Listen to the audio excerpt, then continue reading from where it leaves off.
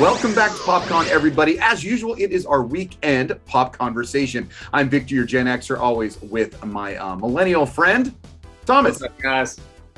So, yeah, this is our weekend. We just got a few things to cover. I always want to start with something you and I are both watching. Everybody's interested, and since it's episodic, let's talk about Kenobi in that last episode. So you're all caught up, right?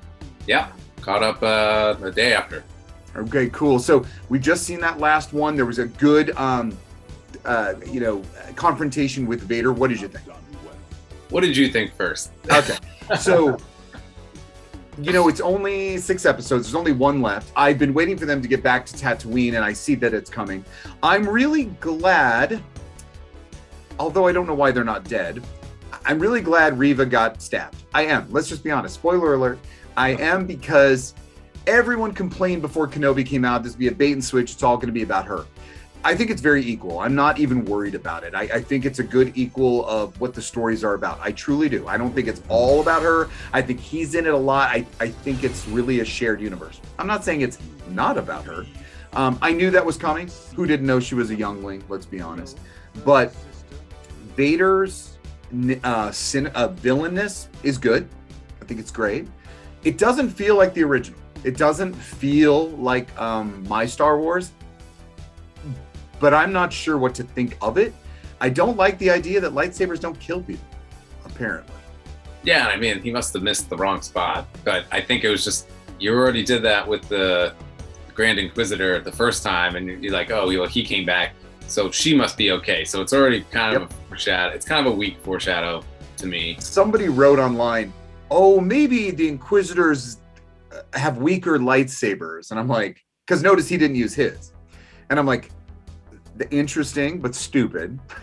And then I thought maybe somehow they don't get anyway, maybe he's getting them just on the side. But she also stabbed the Inquisitor, so did she just like aim for maybe the gallbladder? I don't know. I just find it odd.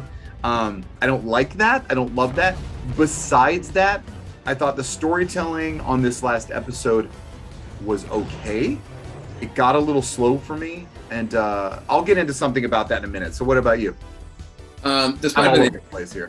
Yeah, this might have been the episode that lost me a little bit for a few reasons. I don't know the name of that new character they just introduced, Tara.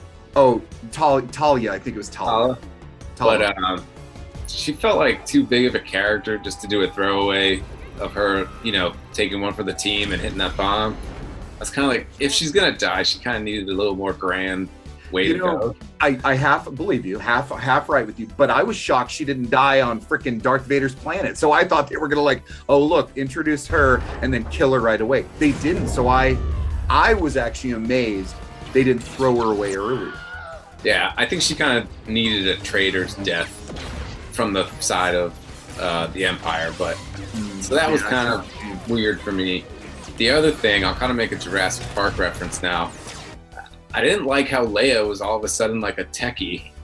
And, comparing that to Jurassic Park, You need to Lex my suspension of disbelief is there for a fictional story, but at least like in Jurassic Park, the young female, she kept saying, I'm a hacker. Yeah. So kind of prefacing that. And then when it came time to like hack the system, oh wait, there's a hacker. We have that built-in storyline. Yep. With this, it's like, oh wait, when did Leia learn how to rewire a security system? Oh, but let's be honest. So I saw the same thing too. I was like, this is stupid. But I realized she was useless up there. So I was like, well, I don't know why she's like, let's send her. She's small. Does she know anything? She seems confident. She's not doing a damn thing. So it took her 40 minutes to plug something in. So I was like, eh. Some of the small details. It was all over from the place for me. Like we kind of like some of the action, seeing Vader fight her. I thought his fight choreography was nice again, but again, these are these few seconds of time. That the rest of the thing is like. I thought the fight scene. So that was one of the things I did like, because when you see the prequels, the fights are very choreographed, very like out of this world martial art type. Correct. When you see the trilogy, the fights aren't like that. So it's like, how did they go from that to that? And I think this was a good transition where you see, okay, Vader's not he's more force heavy than he is lightsaber heavy. The way he was, like, he's not as quick and agile as he was when he had all 4 of his limbs. And the same thing with Obi-Wan. He's older, he's not as skilled and not as practiced. So when you watch Star Wars: A New Hope, Obi-Wan's, and again, only because they filmed it in '77, it's very basic. It's very basic, but they're much older people. Ben, especially, who hasn't fought in a long time still. So I really believe A New Hope's Ben Kenobi. When I look at Return of the Jedi and Darth Vader's fighting Luke, I see him definitely using some acrobatics. That big jump in the carbon freezing chamber is very famous. But what I liked seeing in this was there wasn't all the acrobatics. The prequel was all about flippity, flappity, and lots of CGI movement with the Jedi. And I wanted it more grounded. So I did like the fight here was more grounded. Yeah, and that's one of the few things I love about the sequels is that it's a mix of between. There's not that crazy martial arts. It's not that kind of basic fights. When you get to the sequels, the lightsaber fights are more like street brawls. It's very hard, aggressive, visceral lightsaber battles. So I actually do love that from the sequels. Well, I am looking forward to being over. I haven't hated it. I will say Boba Fett's the worst, but there's just something about it. Like, again, I don't believe the haters out there that it was all about her. Will she make a sacrificial death? I don't know. I want to say no, but there's a good point she will. I believe that she wants to get Vader, fine. But I don't know what to expect in the last one. I'm kind of crossing my fingers. I liked Darth trying to grab the starship. It reminded me of Star Tours, by the way, that ride of taking everybody. Yeah. Yeah. But then it was just a decoy, which I totally loved. And again, a lot of people probably complain, well, why didn't he just go after the other? You know, there is something also going on with Anakin. People are not giving him the benefit of like thinking, of pondering, of thinking back, seeing Ben Kenobi, not realizing he was alive either. So or he must have, but I think there's a lot that there's a little more cerebral. And they did have the callback scene when they were just practice dueling. Yeah. And he said, you know, that's why you'll remain the Padawan, which also kind of ties up that loose end of like, we talked about it last week, you know. I was just the learner. Yep. So I'm okay with that line. I am. I agree with you about the Leia thing. I kind of like that Talia did survive longer than I thought, or Talia, whatever her name is. I don't like the stabbing thing where they just come alive willy-nilly. Lightsabers don't mean anything. So we'll see where we go. Good thing we're going to Tatooine. All right, change of subject, but it was similar. You and I have talked about binge watching or not. So Stranger Things. I ended up hating it. Oh, God. So it started really well and a good bit. The first 2 episodes we were really into, like, wow. 3 and 4 had so much exposition that I was like, seriously, how much more of the little redhead girl, whatever. It just was like, all Vecna does is stand there and have vines grow over. I'm like, okay. And here's what I realized. I know we shifted. When I grew up, episodic television was the way it was. And you got a buy-off or a payout at the end of every episode. Now that's for logistics. They could put those in any order, anytime on syndication and reruns. That's not how you do it today, and I understand that here comes a bunch of episodes, and they're able to develop characters and stories. I love that. I do buy into that. But I have to wait till the final episode to really get payoff. I shouldn't have to wait till the end. I should see some in between. And I'm getting zilch. And I'm so bored out of it that I'll probably have to watch the second part of this season, but I was bored. And it is not creepy. I think the problem with this season, it was split like 4 different ways. You had lots of stories. That's a lot of California, the town that they're still in. Then you had the flashbacks in the hospital, and then you had the basketball team going on there, like they were raid. So you had like 5 different things going on. So it was kind of jumpy. You're right. That helped make me feel the way I feel. Yeah.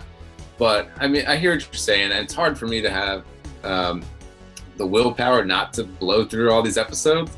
The thing I can remember the most watching was like Buffy the Vampire Slayer, where it had every episode ended at that episode, but there was always a cliffhanger that led to the overarching story. X-Files. Did you ever watch it? Yeah, yeah. So X-Files was a very definite network TV show that was able to split into two things, the episodic and the story arcs. That was cool. Buffy, I think, did similar, where at the end of every Buffy episode, you felt they had wound up the immediate story, but something else was being created in the background, right? Yeah, and I did like that very much. And those shows in the 90s started to make it impossible to show them out of order. Because in the 60s, 70s, and even the 80s, you could watch a show out of order and rerun. It didn't matter because they didn't keep a consistency. So I really did appreciate X-Files and Buffy for that reason. Cool. Enough of that TV. There's some movies that came out. I know you and I have not seen Lightyear. What I did find fascinating about it is that it is the movie that makes Andy want a Buzz Lightyear toy. So that is a unique spin on it, saying like this was sort of like, oh, the Lightyear brand, the Lightyear franchise in the Andy Toy Story universe. So that was fascinating. If I had a guess, since we haven't seen the movie yet, at the end of the movie, it's gonna pan out and you're gonna see a movie screen and Andy's gonna be getting up from the theater and tell his mom, oh, I want a Buzz Lightyear toy. That's actually very good. That's very funny. That's just my guess. That's a good one. I was actually going to go all the way to the toy store and a toy shelf of all these toys, but I like yours better. So that's good. All right. So, this is a weekend pop conversation. So we've talked about some very common things that are on TV right now, but there's something really famous that had an anniversary and we don't talk about it at all. So do you drink soda? I do not. So what about when you were when growing up, was there a soda you liked? I love cream soda. Oh, wow. Okay. And Ruby, they have that similarity. Sarsaparilla. Yeah, so I actually love it too. And funny thing about root beers, depending on the brand, some are naturally caffeine free, some aren't. It's a very unique soda in general, but I do like the flavor. No, a very famous, very old soda turns 124 this week, and it was originally called Brad's Drink. Brad's Drink. Yeah, Brad's Drink, 124 years old. What famous soda is 124? Okay, you got to give me a hint. Is it fruity or cola based? It's cola, so it's brown. It's brown cola. Oh, man. How about this? It's one of the top two. I'm going to say Pepsi. Yeah, Pepsi turns 124 this week. So it was called Brad's Drink. The reason Pepsi's 124 is because the patent for Pepsi Cola came out this week. So I look back, I found it fascinating. First and foremost, soda was, of course, a remedy, a pharmaceutical, often in the days of going down to the drugstore. That was part of soda. Soda water was helpful. Then they started to flavor. It became much more of a sweet thing. So do you know much about the Pepsi Challenge? Oh, man. If I say the Pepsi Challenge, what do you think of? Oh, yeah. That's when it was a commercial where they would have a blind taste test of Coke and Pepsi, and everyone that they revealed it was Pepsi. Everyone that said, oh, I like this one, they'd say, oh, that was Pepsi. Like, yo, really? That's cool.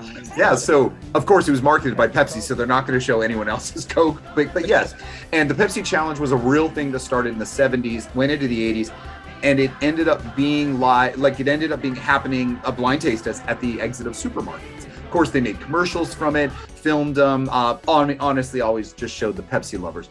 Truth was that the Pepsi Challenge did end up, Pepsi was the clear winner in the on the site taste test. There was a couple little rumors. They always served Coke warm, always, and they also, Pepsi is very sweet. It is sweeter than Coke. It always has been, and it on an immediate thing, I think taking a taste test, there's a lot of factors in this. People say that Pepsi, being a sweeter drink than Coke, was always looked at much more like, oh, appealing. It's sweeter. But never did Pepsi ever take Coke out of the number one spot. Isn't that funny? No, I mean, if I had to choose, I would choose Coke. But again, I'm not a soda drinker, so it's not really about the taste. Like, to me, Coca-Cola always just reminded me of Christmas. Oh, now that's lovely. That little Santa Claus and all those great commercials. They had the best Christmas commercials with the polar bears or just Santa taking a swig of the glass bottle. Yeah. They had the polar bears. I do love that. There's this, and then the giant trucks with the lights too. Yeah. So I thought that was cool about Pepsi. Of course, Coke took that reaction in the mid 80s because the Pepsi Challenge everyone was picking Pepsi. What did they do? Remember? Is that when they created New Coke? Yeah, which was sweeter. which was also featured on Stranger Things. Yes, it was. I saw the can just standing. I can spot a new Coke can in a movie, just like that, because I was so fascinated by that whole marketing issue. So from my time, yeah, your time too, but a little later, I remember when Vanilla Coke first came out. And I remember the actor on the commercial was, I'm going to butcher his last name, Chaz Flamineri. I think you got pretty close, yeah. the Italian actor, he was in A Bronx Tale and all those Italian gangster movies. But I remember him doing his like Italian gangster impression, drinking a Vanilla Coke. And I would always go to the corner store and get a Vanilla Coke. When I was growing up, you had crazy caffeine sodas come out like Citra, Surge, and Jolt. Jolt. I remember Jolt Cola just because it was such a big deal. So that was what's wrong with kids my age, is we were all hopped up on this bottle with double the caffeine as like a normal Coke. That is true. That is true. I'd like to talk about the new Teenage Mutant Ninja Turtles Shredder's Revenge game. Oh, that's right. This is a video game, and we never talked video games, so that's cool. So this is a new release? Yeah, I haven't downloaded it yet, but I'm going to probably do it on my Switch. But it is a remastered version of the arcade game. And it's still keeping with that 8-bit artwork. I used to play that arcade game. Honestly, I did enjoy it. They added like a half hour of gameplay, so you can still finish it within like 2.5 hours. It's not a very expensive game. It's like $30. This thing has been in the making for like 3 years. Okay. You have a few more playable characters. You have Splinter, and I know he's your favorite. You can also play as Casey Jones. I was looking at that action figure again today. Which is, I don't know, I was hoping his mask was removable too, but this one's not. So back to the video game, you said something so funny that I didn't get for a minute. You said, I haven't downloaded it yet. Of course, my old mind went, what is this, an app? And then I realized, oh no, even my final version of Nintendo, which was years ago, you downloaded. So it took me a while. I'm like, gone are the days of cartridges that get it. But it took me a minute to go, oh, you download the new game, you pay for it and it downloads onto your system, right? Yeah, and so back to the old days, when your internet's not working, you can't blow on the internet and it'll make the cartridge work. Can you imagine? Hold on, I get down on the... Remember, like the game wouldn't work, so you take it out and you're like, and then hope it works. Hope it works because you just spit on it. Yeah, but I think like DVDs and video games, like I don't want the boxes anymore. No, I get it. You're right. Artwork was so important to keep. Nowadays you can find it anywhere, which is great because besides video games, which had amazing cabinet artwork, which I'm going to make a show about because I love it. I'm also going to compare the side artwork with the frickin' 8-bit character you played. But look at the artwork that was even on the original NES and the Super NES.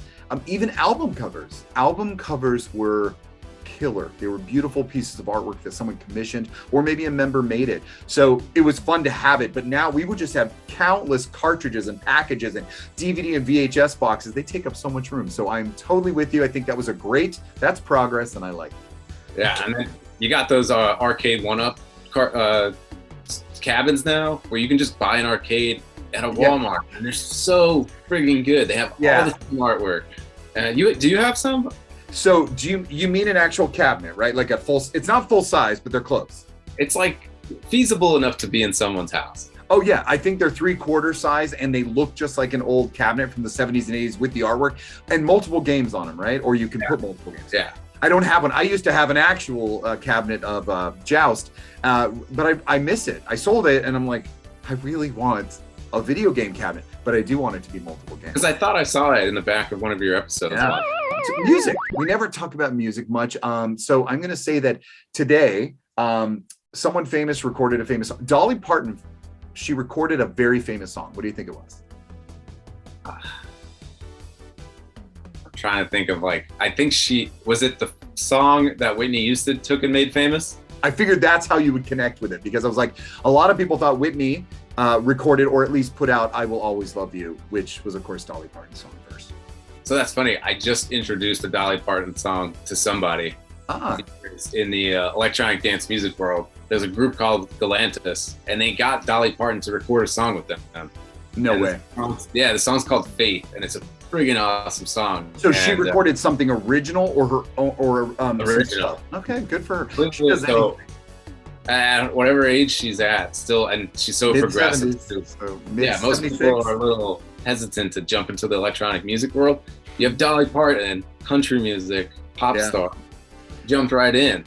So I thought that was diverse. She is diverse. She is amazing. She is very open to new ideas. Obviously, she owns a theme park. She was in movies. She's crossed over the pop line. So yeah, she's done a lot. So I Will Always Love You, which is funny. I heard it first through Whitney Houston as well because I didn't pay attention. Learned quickly because I had watched The Best Little Whorehouse in Texas, which I probably will one day talk more Broadway and how it's pop culture, Phantom of the Opera.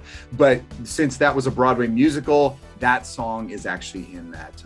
It's the end of that Broadway musical. So that was. But what movie did Whitney Houston's version come out in? It's called Bodyguard, right? Yeah. Bodyguard with Kevin Costner. Wow, Yes. almost. Yes. I think they're making making a series out of it. Something crazy. We'll look it up. I think I had the soundtrack on cassette tape. That's cool. So yeah, like you said, I've got some great shows out there. I did put out part 2 of my serial mascots, but I got some great stuff, a flashback to 1982. Lots of things happened in 1982, and not just Michael Jackson's Thriller. So I'm looking forward to that retrospect because there's a huge moment in time that was important to me in that year. And I already recorded I opened my 3 new Transformers, so I'm excited about that. I recorded that today, so it'll get up soon. What about you? What's behind you?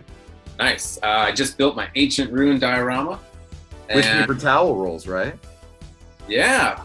Like I love taking trash and turning it into some piece of art. So yeah, that's pretty cool. I'm looking at it there. It looks great. Even with the lighting on it, it looks, what do you call it? Not sinister evil, but it's mood lighting, man. Well, if you can see it better. Oh yeah, you can see it better there. Now, you told me who that little guy was, the I can't even say anthropomorphic. Animal Warriors of the Kingdom. It's an anthropomorphic animal series. It's a Kickstarter. So it's just this guy that started this toy line on his own. And that's from his old line, but his new ones are coming out soon. So I have a bunch of those on pre-order. So I'm trying to do a bunch of toy unboxings for my show. I love you supporting original lines because he did look pretty cool. You showed him to me, and so everybody. Yeah, and I have 2 Kickstarter lines. I have that one, and there's another one called the Plunderlings. They're kind of like cute-looking gremlins. Oh. Yeah, I'll send you some photos, but they're pretty cool. Now, you also said that was Hercules. Is that a Marvel Legends? Yeah. Well, how perfect, because it's Pride Month and Hercules is a big old homo. He is. I think he's bi. He is. Wolverine and him have a very famous, again, we know that comic books tend to have different writers doing different things, but yes, there's a relationship between him and Wolverine. But he's a very cool design character. I do like his comic design. His model is pretty cool. Yeah, and to go back to Star Wars a little bit, it's kind of, I think we might have touched upon like some of the toxicity in fans. Marvel to me has never been like that. There's some toxicity, but the comics themselves, they're not just bandwagoning. They've always been super progressive as far as representation, diversity, right? Always. It's always been Stan Lee's big thing. All right, we got to close up shop. So thank you very much for joining me for another pop conversation, folks. Go see Thomas Goes Nostalgic and PopCon, powered by Generation X. That's me. Thanks for joining us, and until next time. Catch you next time.